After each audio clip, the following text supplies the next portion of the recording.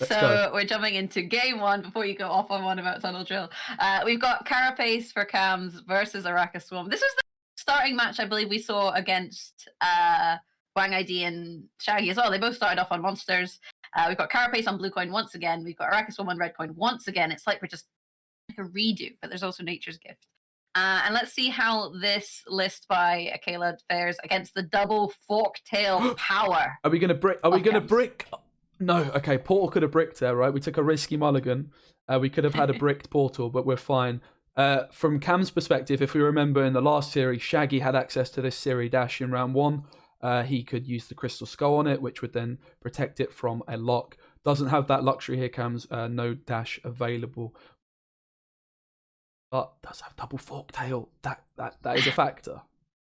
Yeah, but he's not so dashing at this stage in the game anyway. At this stage in the game, I guess Arrakis Swarm deciding how they want to go about this the setup for this round. You know, looking at that opening hand, double Chimera is not great. You want to play them later on. You've got your Crimson Curse. Sometimes it is good to slam it, but not against an Apiarian Phantom. Steve there, the Apiarian Phantom, he has Veil, so you can't bleed him. So this isn't the time to slam that. You do have a Bruiser. You've got some movement, so you can disable its active ability, but it doesn't disable its deploy ability, so it's still going to be boosting every turn. This will disable it, though. Yeah, Parasite has a couple of targets. Beast as well, but also now that Parasite's out, maybe Cams doesn't have to invest the charges on cards like Nithral. Knows it's safe. There's no Dora Grey either in this deck from Akalis, even though he's got some control tools like the Berserker, which is probably going to be very influential. That would also mean that Keltulis is going to be more difficult to deal with later down the line. Crimson Curse, a card you usually want to play earlier on in the round to make sure you get the points from it, but of course with Veils being around, does make that a little bit more awkward. Veil gone, maybe we could see Crimson Curse being committed in the back row here. The thing is, if you commit it in the back row, your opponent can always opt to use a leader charge to just disable the power from it. You kind of need to wait until there's 2 units in a row, which is kind of awkward for AKELA to do. AKELA also in a situation where he had to kind of play answers, right? Like he had to answer the Apiarian Phantom with the Parasite, he had to answer Nithral with the Bruiser. So he's just been playing his answers at this stage, and now he's able to kind of take a breath. Maybe just not use Crimson Curse this round and start instead setting up the Swarm there with some spontaneous evolution. This Arrakis evolved into more Arrakis.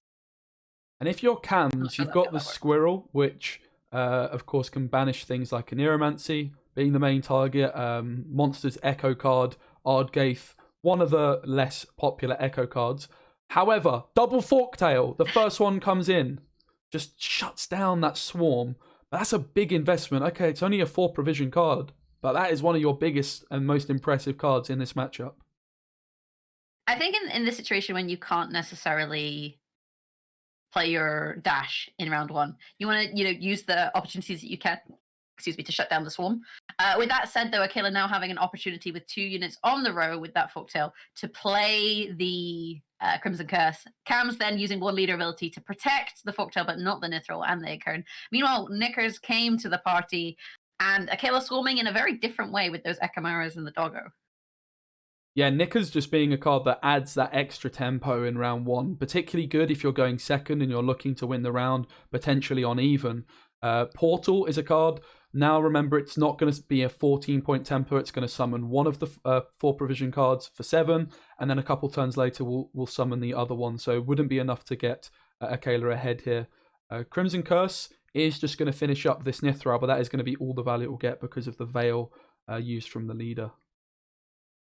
Portal's not really a card you want to wait too long on. This is the issue with this list. Like, you don't want to wait on Crimson Curse, and you don't want to wait on Portal, and you get into a situation where you kind of can't play either in round 1, although AKELA did play Crimson Curse, but it's not playing for full value because of this leader charge. But the Portal, I guess he's saving for a future round just because of how slow it is now. Maybe if you try and win a round and then play it. Cave Stroller being utilized here by Cams in round 1 to protect Acorn, I suppose. Yeah, I guess just like not really wanting to commit any of these other cards, maybe holding Parasite for something in particular. Also, this Knickers actually working out at just, well, it was like a 1-point Knickers, right? Because it in fact clogged the Behemoth row. It landed in the wrong row. And instead of this Knickers, there should really be a 2-strength a 2-strength spider. And even with these chimeras, in fact, you could even argue this Knickers was like minus a point. It is 2 points less on your behemoth. Bad dog. And a point less on each chimera. It does make your draws more consistent, though. That's one thing to note, right? If you thin it from the deck, then hopefully you'll draw into the cards that you need. The weird thing about this deck is that the cards that you need... I mean, do you want to be thinning your deck? I guess you do, because you've got Portal. So this is a very thin-heavy deck, but you don't want to thin into your Portal targets. That's the kind of catch-22 here. And the second Folktale coming out of KAMS for devastating value, that was massive. But it does deny him that Arrakis removal in future rounds. And the board is still pretty stacked for things like the Yennefer. Also, the Chimeras, there's a nice stacked row at the bottom with lots of Arrakis that you could play into. I think we were both a little bit surprised to see the Cave Troll when it entered the board, but the Forktail, of course, knocked this Egon's armor from 5 down to 4, which would have meant a natural selection would have played for 14 points, killing the Egon and spawning a drone. So Cave Troll just protecting the Egon from that and allowing KAMS to play his second Forktail. However, 2 Forktails invested for KAMS. He will really be wanting to make sure that this round is his, because that is a lot of commitment in this particular matchup. If you're KAMS, how happy are you playing out the rest of your hand, though? I think you're happy, yeah. You are happy, but you don't really have tempo there. Mm-hmm. Like Maxie's 6 points, Squirrel's 4 points, and Parasite's 6 points. And KAMS has crossed the wrong sorceress. Sorry. There she is. You've got to provide all the voice lines now, because we don't have any volume going on. You've got to sit here and just give us the beautiful voice lines that we desire. You could do the Arrakis voice line. Oh wait, we don't have Arrakis. It's a no for me on that one. Yennefer's one I've practiced in the mirror a few times, Oh dear. Blue is deciding. And this is Maxi. So I would anticipate this is a keep. Maxi in round 1 can be a little bit awkward because sometimes you have golds at the top that you want to draw into, but then you've got golds right at the bottom of your deck you would love to shuffle into shuffle into your hand. But with an Neuromancy on top, seems like KAMS will probably decide to keep. Chimera, Adrenaline activated, of course. It is highlighted in red now, which shows us that. And this Veil just absolutely put in a lot of work as well. And now you're at that stage, right? 57 to 66. They've just played a Chimera. You can close the gap. Can you close the gap? Yeah, if you play both your cards, you get ahead. So now you're like, well, I'm probably going to lose on even, so do I trade? And I think in this situation, you do trade, because we can see the hands. AKELA has a Chimera and a Portal. And I think in this situation, both of them are worth more than a Squirrel. Yeah. But then sometimes people are like, oh, but what if they play a Neuromancy? If I play Squirrel, then they can play a Neuromancy. It's like, yeah, but if you didn't put Squirrel in your deck, they could play a Neuromancy. So this is why the Squirrel bites you in the butt. Not a good situation to be in. And there is the pass from KAMS. The Knickers was thinned. It didn't play for negative points in the end. I think it played as a 0, but it wasn't a negative. That's always something. And at the end of the day, it didn't matter. It would have played as 3 points if it won the 50-50 and spawned in the back row. It was just unfortunate timing. That was the one turn, really. It could have landed in the front row to do the most damage, as AKELA could have filled that row up.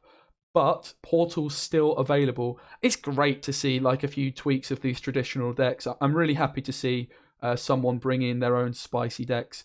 AKELA's someone I've known as playing a lot of Tribute Syndicate in recent months. Of course, Line Pockets, probably too good to ignore. But I do always have a soft spot for the players that bring the variations, just like Wanged with his Horson as well. It's good to see. And bear in mind, KAMS knows what he's drawing into, right? So he knew with his mulligans what he's getting. He chose to mulligan in such a way. And this is a list where you can reverse the coin flip with the Siri Dash. So him losing round 1 and even not necessarily the worst situation. And especially because AKELA's now opted to play into this round. If you can trigger the Siri Dash, then you don't lose your card. And if you can stay ahead before they pass, if he passes and Siri doesn't trigger, but you've stayed ahead, you also don't lose your card. So now KAMS is in a pretty solid position to get his card back. AKELA, though, playing that tempo, right? That Portal, although it's not tempo this turn, it kind of says, I'm going to play a couple more cards, maybe play my Chimera, kind of try and bleed you a bit more, and see where that gets to. But you have to be a little bit wary of the dash. Because if the dash triggers and KAMS stays ahead, suddenly AKELA is the person who's lost a card. Oh, no. It's a really playable hand here for AKELA as well, though. Having this gold lock, a little bit of carryover in the form of drones. It's also going to put his tallest power card on top of his deck, and can play a Chimera. So doesn't look like he's going to go full leader here, saving one leader charge, maybe to set up a spontaneous evolution in round number 3. And here comes the Doldalok, which is going to be playing a Chimera, I'm sure, in this situation. And let's not forget, the portal is coming. But as you rightly pointed out, Jag, this Siri Dash is applying a lot of pressure to this one. Does seem like my stream has died. I've got a backup, so hopefully we'll just switch over to that. Yep, I think that is the situation that we need here. And we'll just switch across to our backup stream and see what's going on, because... Oh, no, the main stream's working again by the looks of things. Yeah, so Doldalok coming down here with the Chimera. Onto, I would imagine, the drones.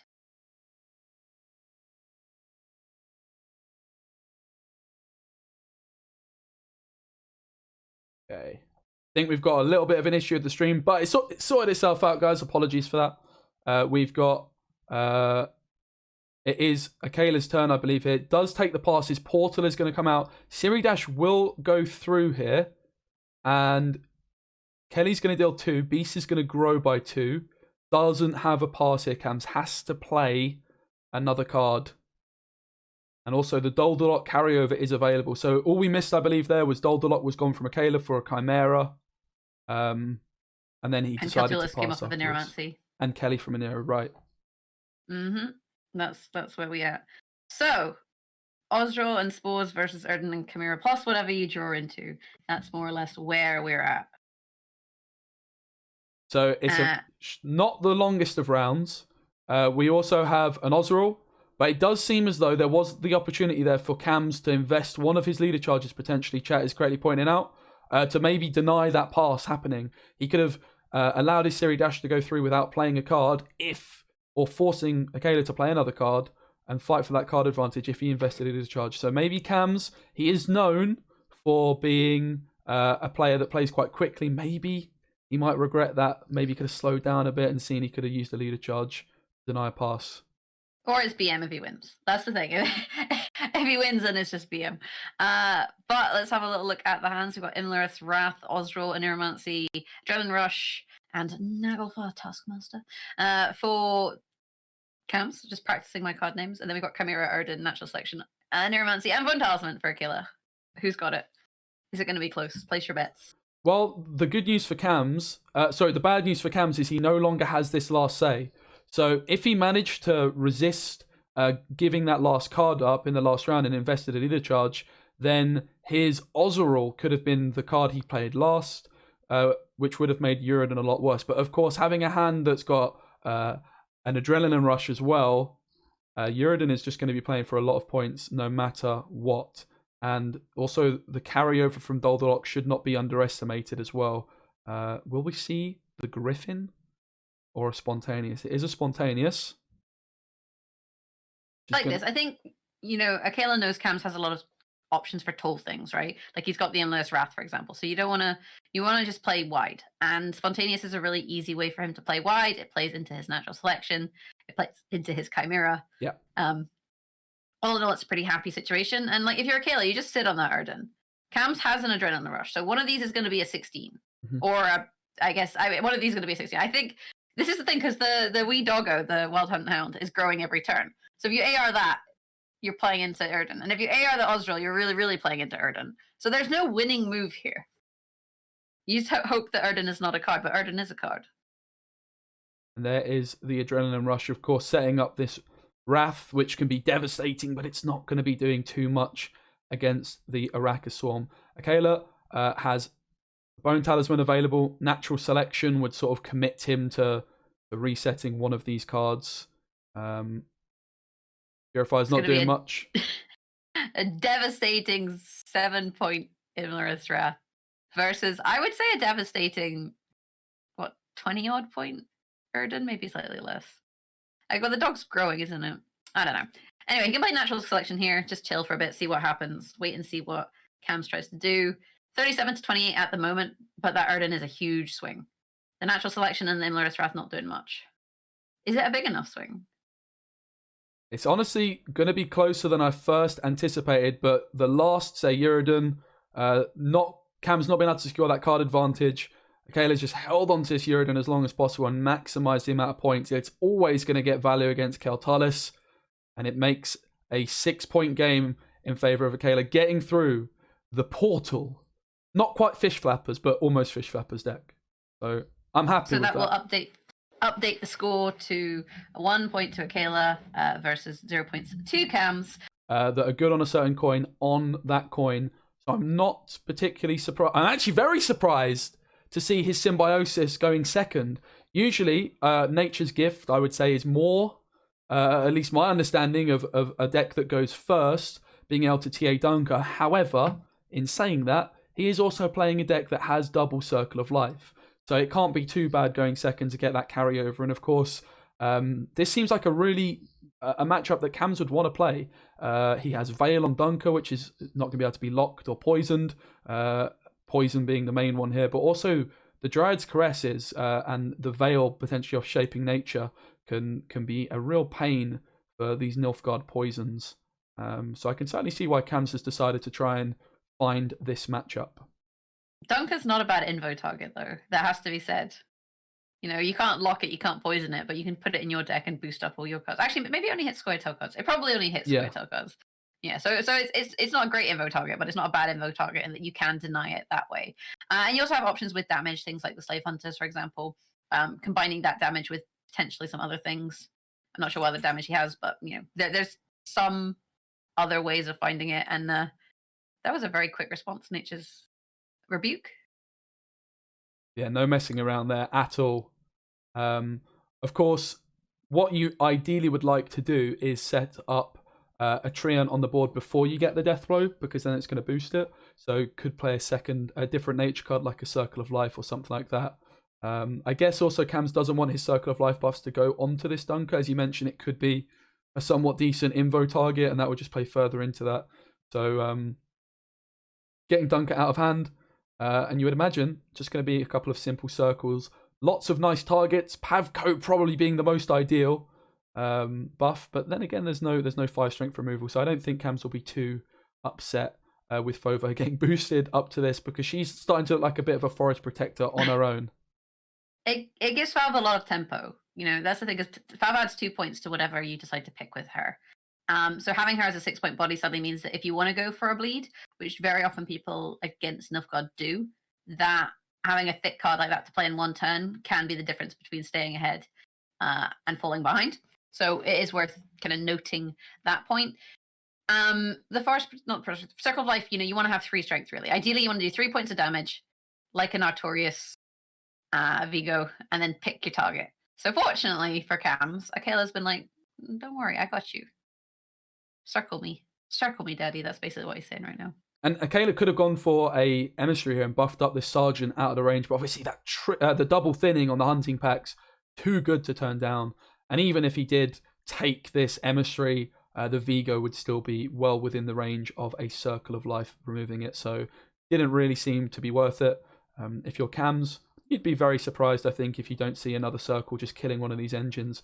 The longer this round goes on, the more carryover Dunker is going to get. And with double Circle and also the Death Blow, KAMS has the luxury of choosing what he goes to. I just want to see like a 15-point Fove. That's what I'm looking for here. Yeah, just commit to Valve now.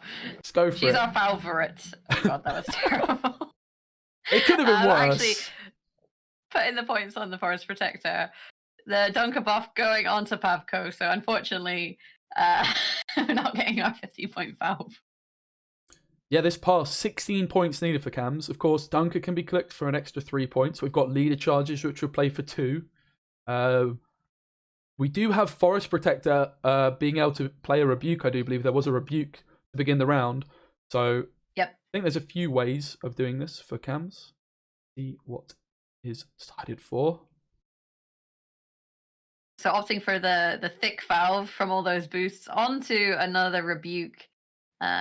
5 points of damage there, or 4 points of damage onto the doggo, spawning a little at Friendo, plus 1 leader charge, and the Dunker got him there. He did the maths. See, 5 at 6, not bad. Not bad at all. I think if we went for Forest Protector, we would have been able to save a leader charge. But of course, Forest Protector just offers that extra tempo, being able to boost itself. You don't have to rely on any treants being down on the board. But also, just being able to thin the deck is a nice thing as well going into round 2. Just increases the odds on drawing those gold cards that you're looking for. Yeah, if you see them as both drawing a rebuke, which is effectively what they did in that situation, the thinning is just quite nice to try and find the key cards in this deck. Because there are a lot of cards that can be very impactful. Figus one, Pavko already in hand, another one. Gord can be really good too. And KAMS setting out that bleed. He's got his 6-point Pavko Gale. He's plonking him down on the range row and saying to AKELA, now what? Yeah, and Pavko doesn't often do the most work against Nilfgaard because the spies will disrupt him and make him only do 1 damage as opposed to the 2 damage per turn. However, KAMS getting this down early does mean it's often quite awkward for spies, but the Joachim just hits the Usurper. And if KAMS had any ambition to bleed this round 2, it just became a lot more difficult to do so. But that's expensive. It is. For AKELA. Like that is a pricey play. Like, yes, KAMS maybe can't bleed. And here he's got a choice, right? He's got 7 cards, so he can just choose to pass here. And if you traded Pavko for Joachim Usurper, it's not the worst situation ever. But how much do you value round length? And this is showing that KAMS values round length maybe more than a card, opting to play into this round. He's used the Pavko charge, so he has to play a card now, and opting to keep going here. I think if you imagine as well, taking this pass from KAMS' point of view, what's going to happen in round 3 is he's going to get absolutely clogged with spies and not be able to play his last few cards. It wouldn't be ideal. Figus protecting Pavko. Okay, it's only 1 point per turn. There also was the option to take a Purify here on the Joachim to deny the coup de grace because it would remove the spying status. That is no longer an option because coup has come in. And what on earth is that? Oh my goodness. I'm not sure if this is a good thing for AKELA. I wish we had player cams. Like, I don't know, but then Gwent players never react. We see things like this and we're like, what is going on? Joachim, or Joachim, or whatever you want to call him. Brathens, Usurper. Let's just play all of our. Let's just 2-0, I guess. But like, except that Kayla's not trying to 2-0. He's just trying to survive.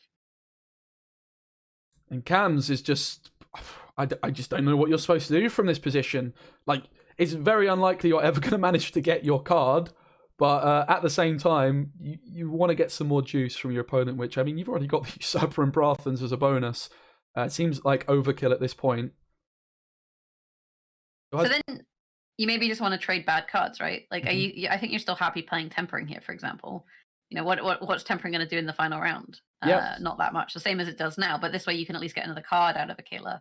And it gives your Gord some extra points, although Gord in this position is not going to stay on the board at the end of the game. It's going to be invoed, it's going to be poisoned.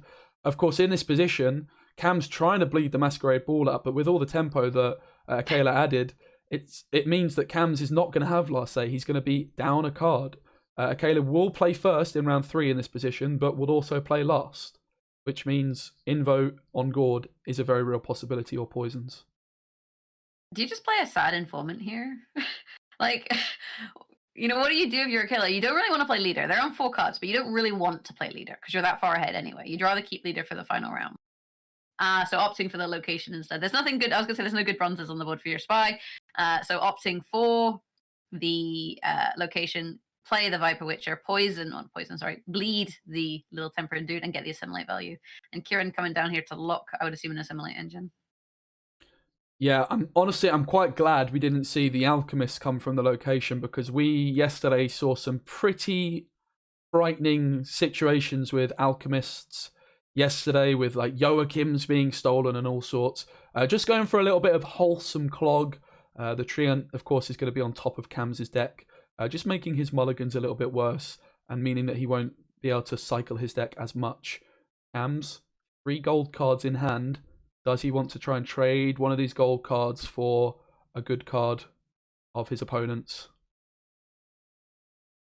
Turns out he does. As we'll see what it is. Oh, not he. Sorry, I'm looking at AKELA's playing. AKELA's playing double cross. So AKELA now has full information. Looking at the options, Forest Protector not really great. These aren't good options, right? None of these are particularly spicy. It's a very interesting leader ability. I suppose what he's saying in this position is I like don't get it. if I win this round, a card up, I don't need my leader. I will win the game. It does seem like a strange leader, but he wanted to play this Informer, but I guess he just didn't know if he could risk it, right? Whereas I suppose now he knows he can get away with playing this. He could probably get away with playing Cantarella, and he will just say, "Look, I've got card advantage and I've got Masquerade Ball. You've not got much chance against me." But it does seem like an overcommitment. I'm just trying to think what he was maybe worried about. Probably things like Gezras, right? You're maybe worried about a Gezras. You're worried about Ethne, those kind of bigger tempo plays. And this way, AKELA has full information. So now AKELA can kind of decide what it is they want to do. KAMS, though, opting to pass, keeping those cards. He got quite a lot out of AKELA, shortened the round, didn't get a bowl, lost the round, a card down. Is that a win? I don't know. While it seems as well, previously, committing Joachim like that would be a massive commitment. But with Cantarella and the location, it just isn't, because Joachim can be put on top of the opponent's deck, and in the same turn, Cantarella can be played to take that from the top of the deck and play it yourself. So Cantarella getting mulliganed is going to be available through Roderick. Poison available as well now. And Attorney Joust and Emissary are probably the top priorities for mulligan targets here. On the other side, lots of juice in Ethne. Round 3 evolution, of course, in Devotion. And having a spare poison is nice. You know, you've got 2 poisons on your Masquerade Ball. Having a spare one is nice when there's a Purifier at hand. And Shaping Nature, I believe, has the option of purifying. Well, actually, Nature's Gift, does purify. So having spare poisons against this list, not the worst situation you could be in for AKELA. Although I feel like it may be unlikely for us to see much successful poisoning. Opening up with Masquerade Ball, of course. The Thirsty Dame on the board can be answered against the Devotion deck. No danger of it being heat waved. The Thirsty Dame is going to be cleaned up by this Forest Protector. And we talked before earlier about how KAMS could have used this Forest Protector and saved the leader charge, but would have lost out on this extra 2 points. In fact, this actually worked out as 1 point better, and he thinned his deck in round 3. So it seems like he made the correct decision to invest that leader charge in round 1. While okay, it might not have a massive impact on the rest of the game as it currently looks. Still good to see that his decision making earlier was spot on. And we see KAMS just accepting the poison here. You know, had the option of purifying it, but maybe thinking, well, sometimes they can double proc Masquerade Ball in one turn, depending on what Roderick pulls, for example. So you know that that's something that does occasionally happen. Although we've seen Wickham, so maybe not. But just saying, well, you've got 2 more poisons, so if I purify 1, you probably still poison it and kill it. And instead opting to set up the Symbiosis onto the board there with the Dryads in order to get more value out of your nature cards. Yeah, exactly. Also, Caress has that secondary sort of thing that you need to have a Dryad down on the board to get the vitality. So this Caress is playing for a lot more now that KAMS didn't just go for it straight away before the Ethne. The Ethne works out, I think, 6 extra points for this Caress. Here comes Joachim. Of course, can be purified as well by KAMS to deny the coup. I suppose maybe that's why Attorney Joust was kept, to try and set the coup back up on the death blow or something like that. We'll see. There's the Fangs. Also, I suppose that AKELA was just worried about hitting an extra gold card because he knows that his coup may have to be on Roderick if Joachim is purified, as it surely will be here. And if it is, you've also got, you've got options though. That's the thing. You've got Cantarella, you've got Roderick. So the coup is never going to be sad. And it's really weird calling it coup as a Scottish person because that just means cow to me, but you know, the coup. Working out, he's got his Slave Hunter, 24 points to 28, 3 cards to 4, no leader charges in hand. A lot of gold for KAMS, not quite as much for AKELA, but with that invocation onto whichever tall boy he wants to invocate. Yeah, no other. I'm not exactly sure what call is pulling, but with the fact that Forve is gone, not going to be able to tutor a Caress to purify and buff up this Roderick. So it's Gezras, right? Yeah, most likely is going to be the Gezras here, but it can be cooed as well with the Slave Hunter, the floating damage. This cooed. It's going to be cooed. It's just like a pigeon. Coo. Like that's just where my brain is going now, between cows and pigeons. We have to go call it coup de grace. or cut the grass, as some Cut the grass, yeah. just completely destroy the name. But yeah, like we would call a cow like a Highland coo. But it's not spelled C-O-U-P, but it's pronounced coo. Anyway, 31 points to 44. 2 cards to 1. I feel like Squirtle's not in a terrible position here. Yeah, I think it could be a lot worse. Like the fact that Ball's already been cycled and this Tourney Joust isn't ideal. Again, it is setting up the cut the grass. Saved it on Ethne. This Slave Hunter as well, like just the assimilate value, the fact that it can threaten the Echo card value really is doing a lot. But there is the Gezras coming in at 6. He did mulligan this KAMS, and that seemed like a strange decision. But in fact, it was just a very good decision because the extra point means the Slave Hunter can only put it to 4 and it cannot be killed with the death blow. So that's safe. Option of Joachim no longer there because of the Purify, but the Ethne is an option. You can invo it and then coup the cut the grass, the Roderick, and play it, I suppose. Because I got to feel like that Gezras is worth more than 6 points, which... it's worth more than the 6 points it represents, right? Because you can invocate the 12-point Trent, which is 6 points more, but is Gezra's going to be worth more than 6 points over 2 triggers? I would say. Oh, it's only 1 trigger actually. I don't know. And actually, not gotten enough. Just did the maths, and then we see KAMS taking it despite this round 2 losing the card. It just seems as though this Joachim into a Usurper and then a Brathens was just too much, unfortunately. This leader commitment as well, though, from AKELA was very questionable, I think, on reflection, right? In round 2. Yeah, I didn't really get it. I think he just felt like, oh, I have to leader just in case. You know, like people get that situation where they're like, oh, they're at 4 cards. Oh, they're at 3 cards. I have to use it just in case they try and 2-0 me and then I get a dead leader. But you were that far ahead that I think you could have just chosen to wait. Will we see the Siri? Last mulligan. KAMS isn't messing about. He doesn't find it. It's the best time to find it. He is messing about. He is, in fact, messing about. Those are the quickest mulligans I've ever seen. It's KAMS. It's unbelievable. He actually spent a long time thinking about that by KAMS turn. So we've got Nilfgaard for AKELA versus KAMS on Keltulis.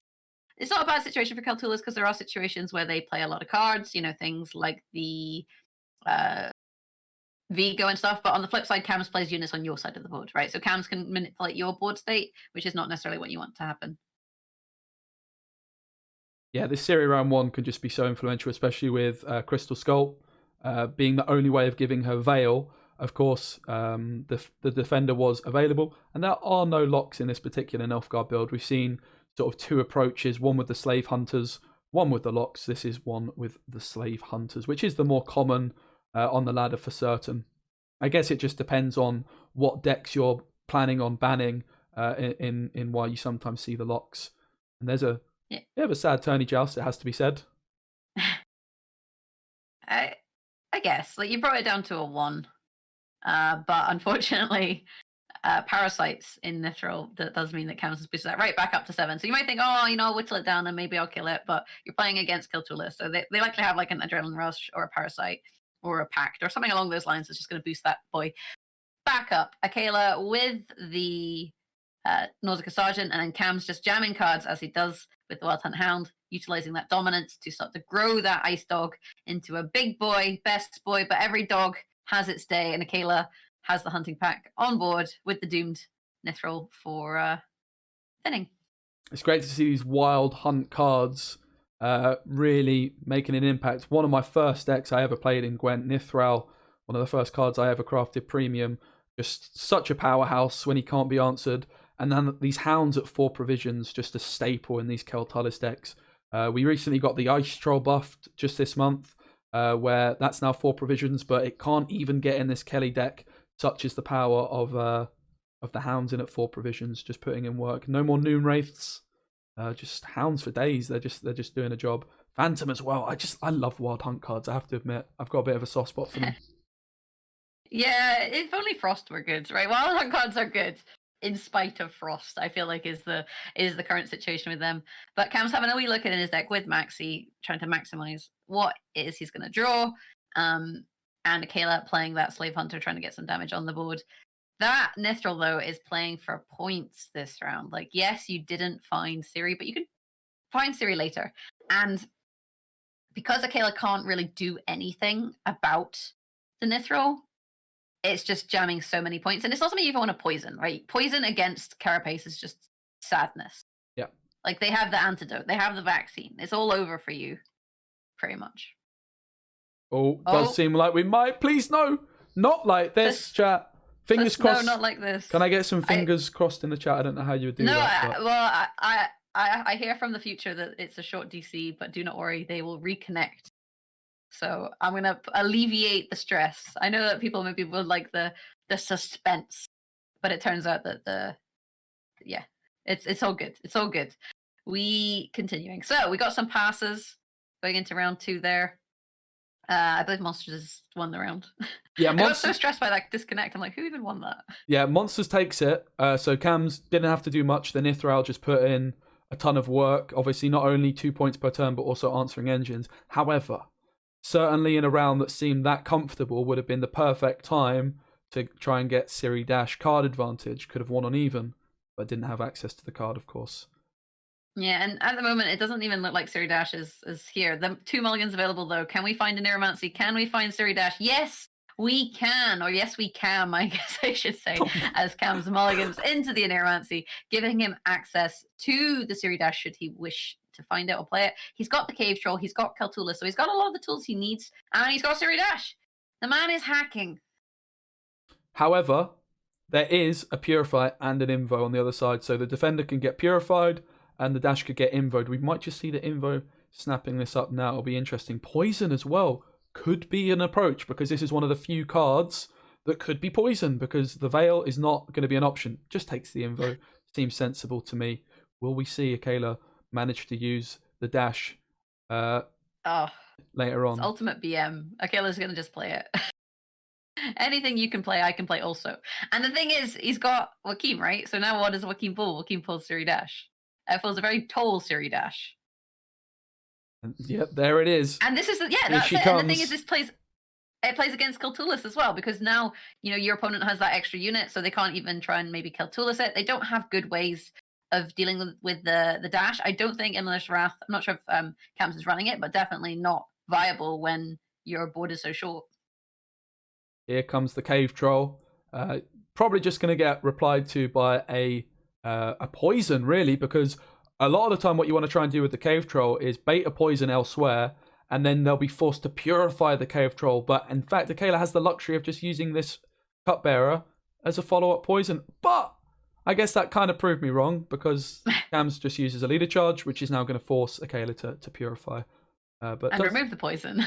Does get at least a leader charge for his trouble. It could be worse, I think, for AKELA. I don't think he'll be too displeased.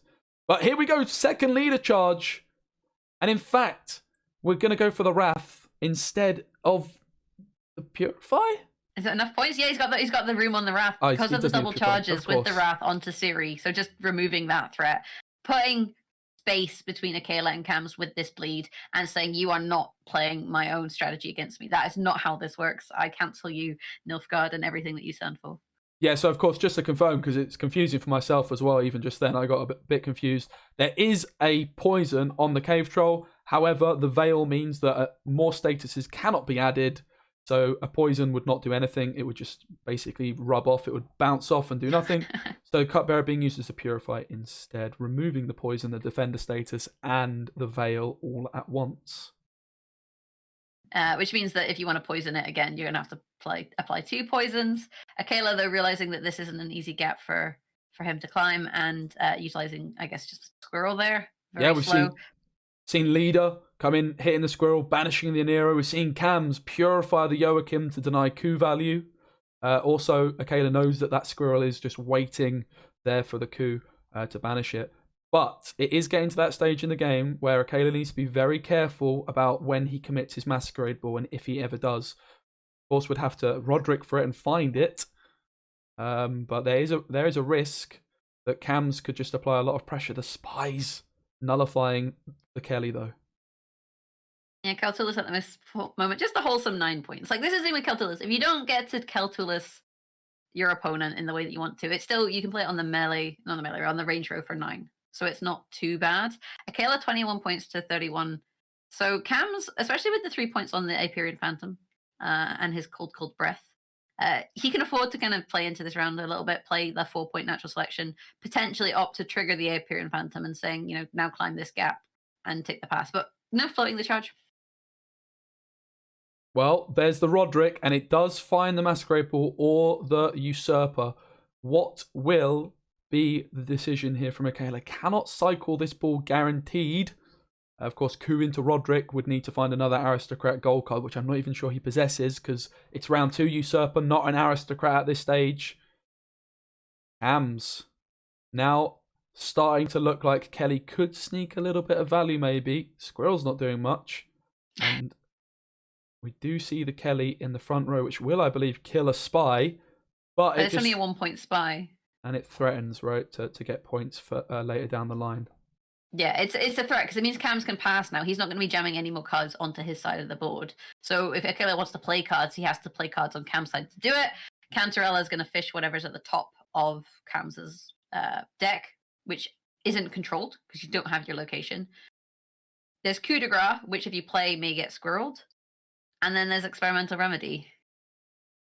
I really like this play from KAMS, taking the 8-point Kelly, but what this does is it forces the coup to be used on either, just on the Roderick, or just playing for 3 points, forcing another gold card out of the deck. Of course, this Joachim was purified, and AKELA does know the last card from KAMS because he used Leader and played a Squirrel. So he is aware that Squirrel is the last card. Can he get ahead of this Squirrel? Brathens can put another spy on the board, nullifying Kelly again. Yeah, you need to go Brathens here. You can't afford to go Vigo, because Vigo just swarms your board too much, so it's playing into the Keltulis. Plus, Brathens is just a huge amount of points. So if you're trying to maybe get ahead here, which may be what AKELA's trying to do, this is a really good way to do it. And I'm not sure what the Remedy has access to. We could take a pass if we're KAMS here. We could. There's the option. As the Phantom's going to grow, the Kelly's going to kill 1 strength unit. Passing is an option. Kelly doesn't kill anything, because they're uneven, I think. You're right, yeah. So certainly a pass. But yeah, it's a pass. Makes sense to probably just risk it. What, you jam the Squirrel for 4 points and risk losing a card? You get the coup as well, which could make Masquerade Ball very awkward. But I'm not sure. But if you pass, they're playing into Keltulis. Does pass. Yeah, I agree, KAMS. Are we going to see... This is why Specimen keeps losing on ladder. Sorry. I need to stop bullying you. It's not cool. Honestly, I can't complain. You're just like, but it's true. If it wasn't true, then exactly. maybe. But... Emissary from Remedy is going to be enough to take that. This Cantarella could have been a little bit hairy, otherwise we could have seen some awkward things happening. But Masquerade Ball available. Coup is going to be in the hand of AKELA. Will we find the Masquerade Ball? Will we find the location to put an Aristocrat on top? At the moment, we haven't seen the location. Big mulligan incoming with an Elf Guardian. Will we see it? Big moment. Here it comes. We will. The Elf Guardian player is talented. They have mulligan. Is that the dead Menno? Let's just make sure it's not a dead Menno It's got a coup. Yeah, they mulligan while coup. we're talking about that. No, he mulliganed the coup, yeah, so it's fine. Menno ain't dead. Cantarella, Location, Masquerade Ball versus Heatwave, Adrenaline Rush, Ozril, and Forktail. So the reason this location is so important, it's not really the deployability, it's the order. Being able to put either Roderick or Joachim on top. Then you can coup that, which means you can cycle your Masquerade Ball. But you just Heatwave this. You have to, right? I mean, you can't kill the Thirsty Dame. What you sometimes could do, if you had like a natural selection, you would kill the Dame first, and then you could Heatwave it. It's a risky line, potentially. But should be fine in this situation as you're anticipating the location, which can't play an Aristocrat. But and I mean, if you're okay with 1 poison because you've got your leader ability, so provided they can't cycle Bowl in 1 turn, trigger double Aristocrats, you maybe don't care. In which case, Ozril. He's just like trying to bait poisons, or actually just say nah, no poisons for you. Just play the Veil straight off the bat, just in case they can cycle Masquerade Ball. This is going to be one thick Ozeril. The Veil going to keep it protected. Are we going to see a YOLO Alchemist? Are we going to see a Mentor? What are we going to see off the location? My heart's not ready for any Alchemists, I've got to be honest. It makes my heart stop every time. AKELA's not ready for any Alchemist either. Instead, playing the 7.5 for Witch Mentor. KAMS just making this the tallest Ozril in all of the land. Like, boys are in stilts at this point. He's that tall. And it's kind of uninteractive, right? Because you can't poison it. So your Fangs are just playing for 4 points. So this Masquerade Ball really not playing for so much. But here comes the Joachim, whatever you want to call him, with Cantarella, because she's got a positive attitude. She's not Cantarella, she's Cantarella, which gives you a poison target. So Joachim can be poisoned into Vigo, into another poison. So I think he might be dead. Actually, no, because you don't want to poison Joachim, right? Because you want to coup de grace it. Oh, can you heat wave your own Joachim? You can't, can you? You have to target an enemy unit. I mean, you wouldn't win that way. I'm pretty sure you can heat wave your own card, actually, yeah. Because if you heat wave the Joachim, then Menno coup de grace is onto Cantor. I guess it's onto Cantarella, though. Which, maybe that's the win con. Doesn't go for it. Takes the fork tail. Pretty sure this is just a nailed on loss, but maybe I'm wrong. Menno onto coup is obviously playing for 5 points, minus the 4 from the Joachim being spawned. Then you've just got the Fangs coming out. Okay, the poison isn't going to clean up. Heat wave onto whatever it pulls, right? So if it pulls something in uninteractive, just a tall boy, the heat wave can just heat wave it. Oh, I don't know. This is stressful. I'm stressed. I think because of the assimilate procs from the Masquerade Ball and the Thirsty Dane growing, I think we should be seeing an AKELA win. But double poison is gonna confirm that, surely, right? Surely this double poison just confirms it. Absolutely. It does confirm it. And don't call me Shirley. That's a classic in my household, actually. Oh dear. Yeah, so I guess it depends a little bit on the draws, but pretty stressful. Ball was only playing for, what, 8 extra points? I guess you could say it's going to proc the Dame twice as well, so it would play for 10 points. And Heatwave hit Vigo for, what, like 13 points or something? Yeah, because if you assume that your Veil will block the poison from the ball, then it doesn't really make sense to Heatwave it. That's one of those ones where you'd go back and look and think, like, what could I have Heatwaved? Because I do feel like there's a weird play you could have maybe done there. Whether it would have won the game or not, I don't know, but it would have been interesting. Yeah, I do think there was something this Heatwave could have done, though, like a little bit spicy, like the location or the Joachim could have been certainly interesting. It's easier said than done when we've got 500 people in chat helping us out, though, Jag, when you're just one man if you're KAMS, and there's a lot of pressure on the line. We do have AKELA with Skellige. This is the final deck he needs to win with. He's got 2 opportunities up against KAMS Lined Pockets, which is a very, very scary deck to be going first against. Of course, Justice and Safecrackers can just play for an incredible amount of points, and there is quite a few crime cards in KAMS' hand, as well as that Sea Jackal that can be so important in round 1. I need to qualify that. Like, it's just a very scary deck. It doesn't matter if you go in first, you go in second, unless you're maybe also playing Lined Pockets. I feel like Lined Pockets is a scary list, and we have seen it when it gets played generally do well, Although with that said, Shaggy had Lined Pockets and Hwangid beat him regardless. So that's where we're at. AKELA opening with the light longship, getting a little engine that could on the board. It's a ship, but it's an engine. Figure that one out. And Neuromancy from KAMS here. He's going to go for the Safecracker. Safecracker? Don't go for the Gourd. This is what I did the other day, right? You thought it. I went a Neuromancy into Gourd, and it was Lirio as well. I was so embarrassed. I had to hide my face in shame. I mentioned it to Repek on Twitter the other day, and Lirio liked it. I was like, oh, damn it, he remembers as well. When we were talking about how you keep losing on ladder? I mean, do you maybe think between Portal, Fish Flappers, and Neuromancy, Gourd, turn 1, there might be a reason for that? It's chat's fault. It's always chat's fault. Okay. But KAMS having some bloody good fun here on the board, clearing up that protector, boosting up his little Safecracker that could, and just clearing up engines, basically. But Dim and Light Longship's still out, and Blood Eagle now come into the party to start setting up the graveyard, probably onto, yet another Protector. Can this one live longer than the first one? Yeah, we saw KAMS as well Take a dip. utilize one of his 6 leader charges to gain a coin and turn Bloody Good Fun into 4 removal to 5. So really a very strong card. We have seen a few people not playing Bloody Good Funds recently in favor of poisons, swindles, and the such. But I do believe that is the one Bloody Good Fun in KAMS' deck, and showing why it could be so devastating with this leader. You can only have so much fun in one deck. Specimen. And KAMS has decided that is the appropriate amount of fun for him to be having during this tournament. With that said, AKELA now setting up that boat pocket for his ship with the Protectors and dipping that ship in the Pontar. You would have thought as a ship that it would be all right. Unfortunately not. But it does mean that damage then boosts the Protectors. And yet another ship back in the pocket, nice and healthy, to boost up these Protectors. And Skellige doesn't get to do this very often. No, and this is sort of Skellige's Exodia, right? Certainly in its bronze core. Just this round 1 double protector sandwich for the ship.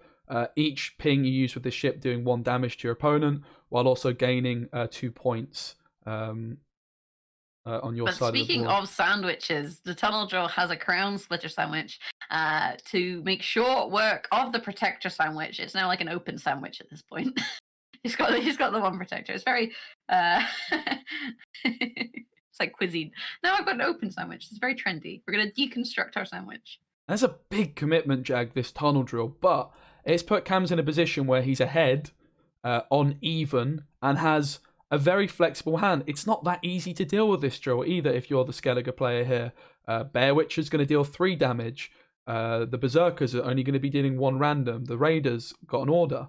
So this Tunnel Drill cannot be cleaned up straight away. And with Swindle in hand, Swindle is guaranteed 7 coins of profit. So that is going to be a lot of removal. I'm not sure how much. Crystal Skull still, though. Crystal Skulls hadn't been triggered yet. So worth kind of being a little bit aware of that. But yeah, this Tunnel Drill early to the party, but making short work of those Protectors. They're too busy protecting to the ship to protect themselves. And you guys, you got to always use protection. Come on. So Tunnel Drill absolutely decimating AKELA's board. And even with that Crystal Skull, 15 points to 11, and that win on even threatened by the Syndicate player, goes to show you why the Syndicate deck is so impactful. And if you're KAMS, your drill's gone, but you're still not ahead. Now Cleaver hits the deck. Another spender. It's going to get profit. Of course, it's got Intimidate 3 in this round splitter sandwich that we've already mentioned. Cleaver, another card that benefits from that. And we do see the spend come in again to just stay ahead of his opponent, trying to win on even. And when you've got a card like Swindle that's 4 provisions, it's going to proc 4 points worth of Intimidate and get you 7 coins. Why not try and stay ahead in this position? I believe he does not need to click. But he might, just to try and force the hand. You know, he doesn't really have great cards to play here, right? Like, the Sea Jackal's not amazing. You definitely don't want to be playing Jacques. So why not try and put your opponent into a position here where they can't catch up? Yeah, I think also this Berserker, if it dodged the armor, it might have been enough. I didn't do the maths, I must confess. But KAMS just deciding to take it. This is not the most ideal hand for KAMS here. And this is why Line Pockets is so good, because crime cards can often be the perfect card. Just get you some coins. You don't really want to play a Jackal here. You certainly don't want to be playing Jack, but the Jackal is, as it turns out, going to be enough. Okay, doesn't get that carryover, but does what Line Pockets does best, 1 on even. In round 1. In round 1. It's kind of annoying. You know, 36 to 29. You've got that transforming Berserker, right? He's going to be paying 1 point of damage, but there's 2 shields and an armor. So is that guaranteed damage? No. Transforms into a 6-point bear. So if we hit it all, it's 3 points. Wait. Which puts you... We could risk it, right? Oh, we could risk it. Yeah, that's the thing. Easy risk. Go for it. This is the line. You have to take this play. You have to. For the good of the people. Oh. No. Nope. Never risky. It missed as well. Wow. Oh, I didn't hit the armor or the thing, yeah, so...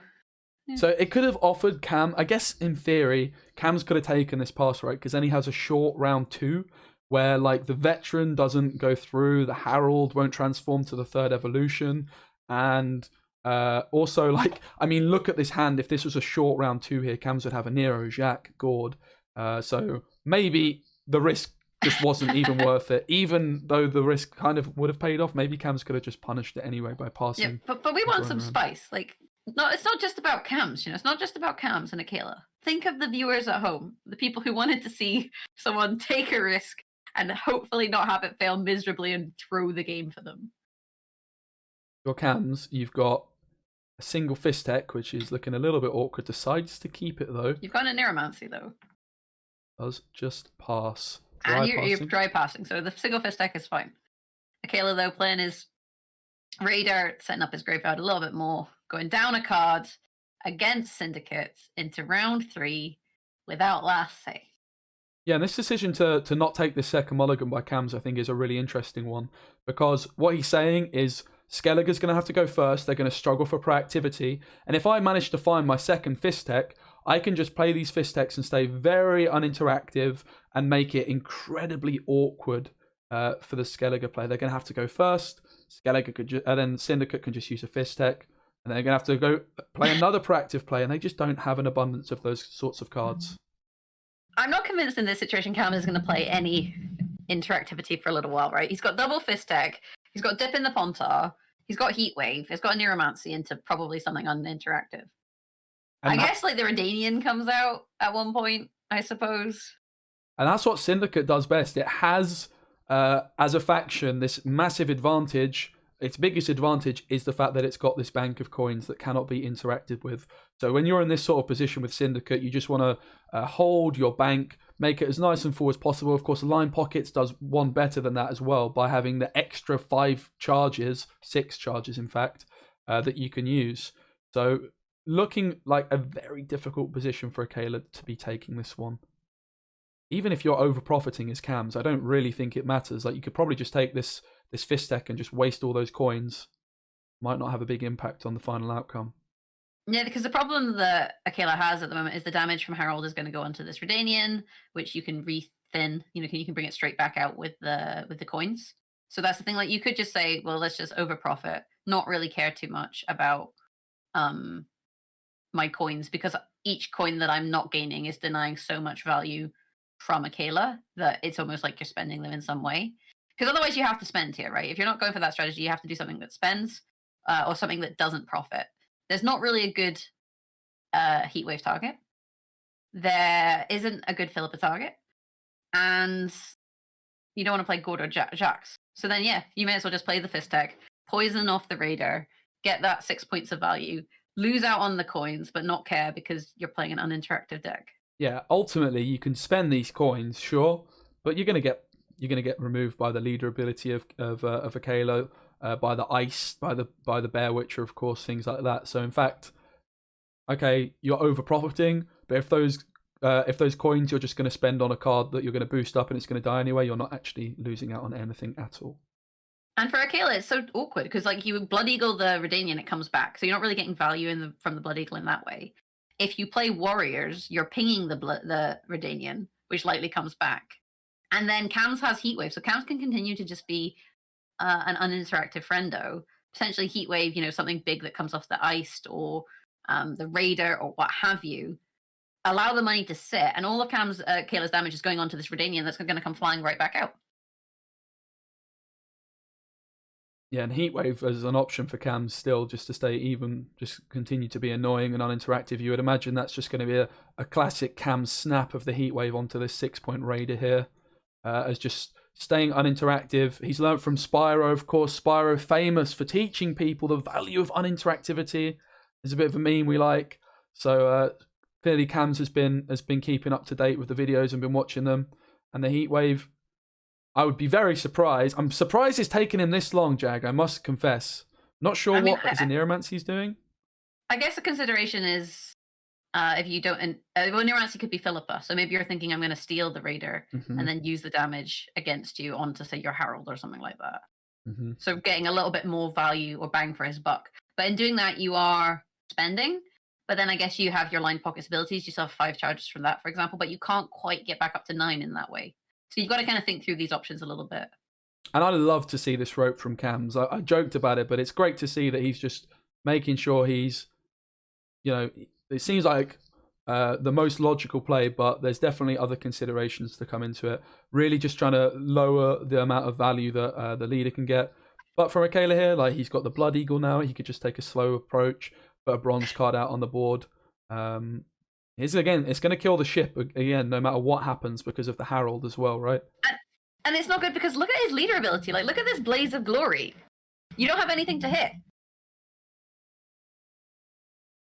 Here comes probably the Philippa, as you mentioned, maybe just taking this Hunter. And then using the ping against AKELA. Also, not going to have the Bloodthirst set up for Iced, so we're not going to see the extra ability, the Devotion, a part of Iced coming into play. I've still never played Iced once, actually. It's one of the few cards I've not used. But here he comes. Juta's going to be used on the leader. She's, of course, going to be summoned. And that is all the points. That is all the cards AKELA can get. 25 points needed. Jacques, full bank, and a Gord should get him there. And bear in mind that KAMS doesn't have to spend Jacques this turn, because he's got this double lassé. He can profit back up to 9, get his Redanian, which comes flying out of the deck, then play the Gord for 15 odd points, 9 points in bank, plus 1 in his pocket. It's not close. No. And that's what happens if you lose to Evil on Syndicate. They can just be an absolute douchebag against you. But now KAMS on that Carapace list, on Keltulas versus Skellige on Red Coin. With their warrior list, with their ice list. Let's see kind of how this pans out. KAMS does have dash this time around, so that is an option. No, and Neuromancy does have Cave Troll, does have Keltulas. And seeing the Siri Dash in hands as well as the Cave Troll must be music to KAMS' ear. Sometimes what you might see in days gone by when I've played this matchup many moons ago, you see a Siri Dash enter the board, you might even leader turn 1 to just remove it. But the fact that KAMS also has this defender means that's not even a line AKELA can take. I'm not sure if it's even a good line, as I've not played the Skellige deck, but it could have been a line, but it's not going to be with the Cave Troll. I would imagine KAMS just does lead with the Cave Troll and doesn't give the option to. I mean, maybe he does give that option. Maybe he doesn't care. I'm sure he's much more. Yeah, I was going to say, like, that's the question. If he cares about it, then he would play the Cave Troll first. If he doesn't care about it, which apparently he doesn't, he just jams dash, gives her the veil to stop the locks and all that kind of shenanigans, and then says, right, now this is maybe where we find out, Jag, if this is a reasonable line, because AKELA again is probably quite experienced in this matchup. Is this like, what are you going to do if you don't leader this? You're going to probably lose the round on even. Card advantage is going to be a bit of a nightmare. Maybe if you commit your leader, you can make an attempt to win this round on even, and that maybe gives you some sort of win condition. But I'm not sure that's necessarily true. Let's find out. If it was me, my leader would have already been played. I've got to admit. We talk about uninteractivity, right? That's the one thing you have to remember, is that this monsters list can be uninteractive, and that is Skellige's worst nightmare, as we saw previously. But AKELA, not going with the Specimen line of play. Bear in mind, we've been talking about how much Specimen loses on ladder today. And not going with the Specimen line of play. And instead opting to play his Brock for Hunter, which instantly got naturally selected for death. Yeah, and I mean, look, the play is still there. It's still an option. It's not gone anywhere. The defender's not been played or anything like that. So I guess AKELA still has a couple of turns to make his decision. Oh, here we go! It's happened! The ice in his veins. Oh, let's go, Jag. I got one. This is a feisty play. Onto a board, no Bloodthirst. You only get the 1 discard with the Utah onto the 8-point Siri, bringing her down, cutting her down to size, and slamming 15 points on the board. We thought it couldn't be done. We thought Specimen was wrong. But it turns out that is the play that AKELA's gone for. Whether it's going to win in the game, I don't know. Yeah, so the reason I like this is because if this dash goes through, like, KAMS is just in such a good position. Even if AKELA wins the round, he's not really in a good position to bleed against Keltulas. But if he wins this round on even, into round 2, he just has whole control over how the rest of the game plays out, right? Like, he can try and force out the Keltulas. because of course, even though he's got a lock, there's going to be veils and stuff like that, and he can try and secure himself last, say, Mork on Osril or something like that. But the Cultolus isn't even bad here. Because you've played Iced and Utah, you've set up that board state in such a way that I completely agree with this play by KAMS. Like, just jam the Cultolus, jam a leader charge, because Jenga's a card. Actually, no, Jenga needs Bloodthirst, so it doesn't even matter. Just leave it. Just leave it. Yeah, and a Pact as well will just keep denying that. And this is not an easy card to get rid of. You need a card like Hjalmar. You need a leader ability to get rid of this 9 strength Kelly. And maybe if there was, even if the Jengi didn't require this Bloodthirst, it could have just been a leader charge to give it Veil. And this is why Kelly's just such a powerhouse. And you see cards like Pact, Adrenaline Rush, Parasite, 9 body with this amazing ability of just cleaning up. AKELA, every card he plays, every unit is just going to get destroyed by Keltullus. Doesn't need he doesn't need his leader charges here, right? Because the Bloodthirst is your threat. You only have 1 unit. As long as you can keep this like full health or boosted, it's fine. You don't want to go too tall with it because Morkvarg has a card, so you don't want to play into that. And AKELA's problem is everything that he has to play here is a unit. So he's always playing into Keltullus. So as long as KAMS just keeps playing nothing like this, Keltullus is going to see value and value and value and value. And then when you get to the point where perhaps you want to play a unit, you can always just match with, say, a Cave Troll or something, and you're fine. So, like, AKELA jammed his leader, jammed Iced, and because KAMS had Keltullus, it didn't matter. Like, I don't know. I don't see him winning this. Yeah. And maybe AKELA's situation, this leader play, is correct. Maybe if Kelly isn't a card that KAMS has. But because Kelly is a card, KAMS can just sort of deal with this. And maybe that's why he didn't feel the need to take this defender play. He wanted to see the leader be played because he then realised, okay, well, if he does that, then my Kelly's just going to be very, very difficult to remove this round. And I can probably just win the round and my opponent's leader charge and Iced is gone. Egon could be a little bit awkward in this hand, though. Osril could be a little bit awkward as well. I mean, to an extent, but the thing is, if you run out of units to play here, like KAMS has, you can always just play the Cave Troll, match units. If you can stay ahead with maybe a leader charge, then you're fine, right? Sure, Keltullus isn't killing something, but on the next turn, Keltullus will kill something if you pass. You could always jam leader charges here, maybe play a couple of them, should you wish, to try and make that gap bigger, make it harder for AKELA. But then if you pass on the next turn, whatever AKELA plays is going to die. So you're quite far ahead at that stage. Yeah, and the Cave Troll armor as well is going to be lowering the amount of points this Blood Eagle can get. Of course, the Totem is just going to play heavily into AKELA, even if KAMS plays a card. So really, Jengi looking like the best option, but it's not exactly setting the world alight, is it? But the thing is, if you play Jenga, you get 7 points, but then KAMS passes, Morkvarg dies, so you've played effectively 2 points, and you're uneven. Yeah.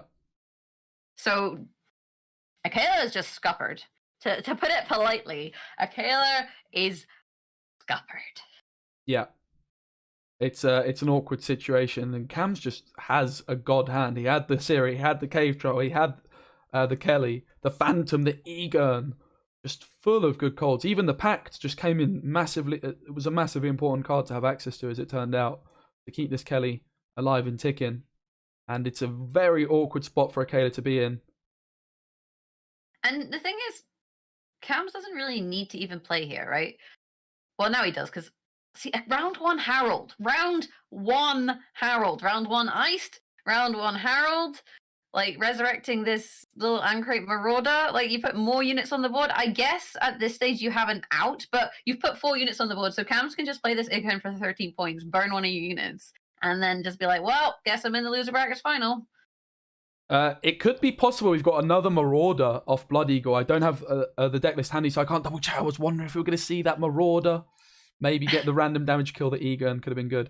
But leader was invested. Didn't win the round on even. In fact, didn't even win the round at all. Ellie. No. What a card. So KAMS taking round 1 on even. Didn't trigger his dash. Just played Keltullus instead. Now drawing into a Neuromancy. He's got his Heat Wave. He's got his Osril. He's got his Phantom, and he's seen a lot of value out of Skellige, right? You've seen Harold, you've seen Ice, you've seen Leader Charge. You haven't used any of your Leader Chargers at this point, I might add. Like, do you bully and play, or do you just pass and be like, I'll just play on interactive again because you're playing Skellige? I mean, even Morkvog's gone as well, right? So in theory, you could probably just slam the Ozeril and it just takes the pass. I think KAMS is just in such a good spot here. Like, so many good gold cards were burned by AKELA, and of course they're weakest in round 1, a lot of these, because most of them have Veteran. Harold evolves, of course. He's like a Pokemon. He is. He just gets better and better. But, Charmander / Harold, not so good in round 1.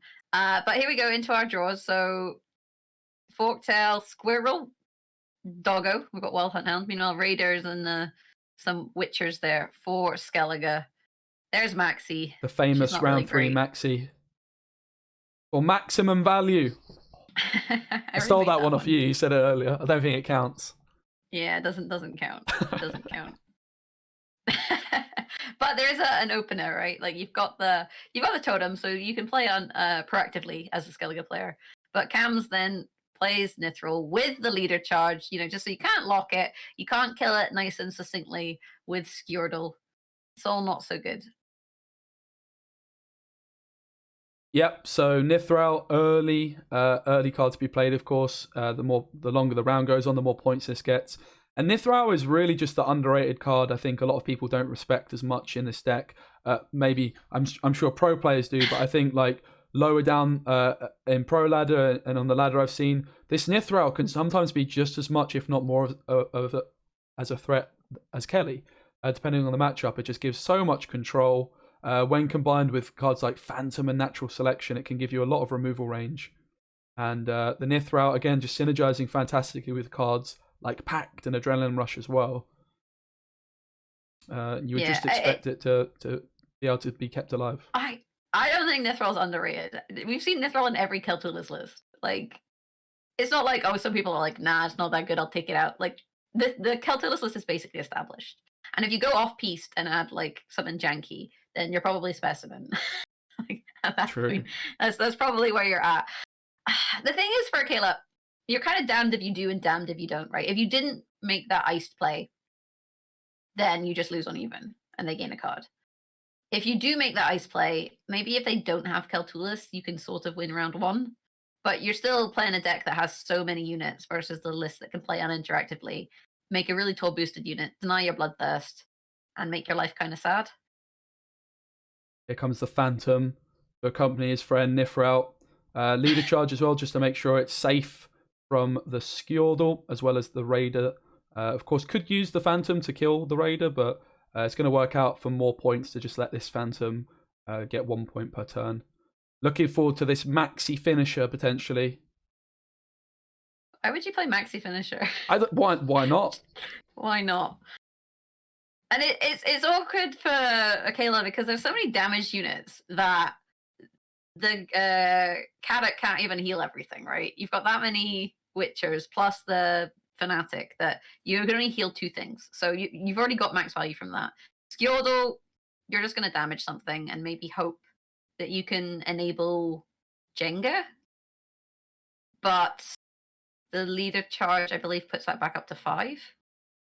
Yeah, which also is going to deny the Bloodthirst for the Jenga, as you mentioned. But you can't lock it anyway, right? Because of the Veil. So maybe you should have saved the Leader Charge and put it on the Doggo. Actually, no, because the Doggo's boosting, so you're not going to get Bloodthirst that way either. I'm just talking nonsense at this point. Fair Witcher. Still threatening the Nithril. I mean, it's closer than I was anticipating this round 3. Of course, not the biggest juicy finishes. A Maxi, a Taskmaster. Of course, the Ozeral's great. But for AKELA, again, he doesn't have this heist. He doesn't have a leader ability. And he doesn't have Charizard, the Herald. No, Charizard. Exactly. He was stuck with a Charmander in round 1. And like, Charmander's great. Don't get me wrong. I'm Team Fire all day when it comes to Gen 1. But you want a Charizard. You don't want a Charmander. It's not like we're going to give it an Everstone and leave it at that. And AKELA's problem here is that KAMS is also getting 2 points per turn, right? So he's got the Aperian Phantom and he's got Wealth Hunt Hound. So both of them are growing per turn. Plus, you've got the activatable ability on the Aperian Phantom and a great big Osril bad boy finisher. So although it looks like, yeah, it's close, it's still disastrous and actually not that close in the end. Wow. I mean, honestly, like this round one, I wonder if it was the line for AKELA. It just slipped away. He just sort of invested eventually too much into it. He is knocked out, and KAMS will be facing Shaggy in the losers bracket final, and that is coming up next.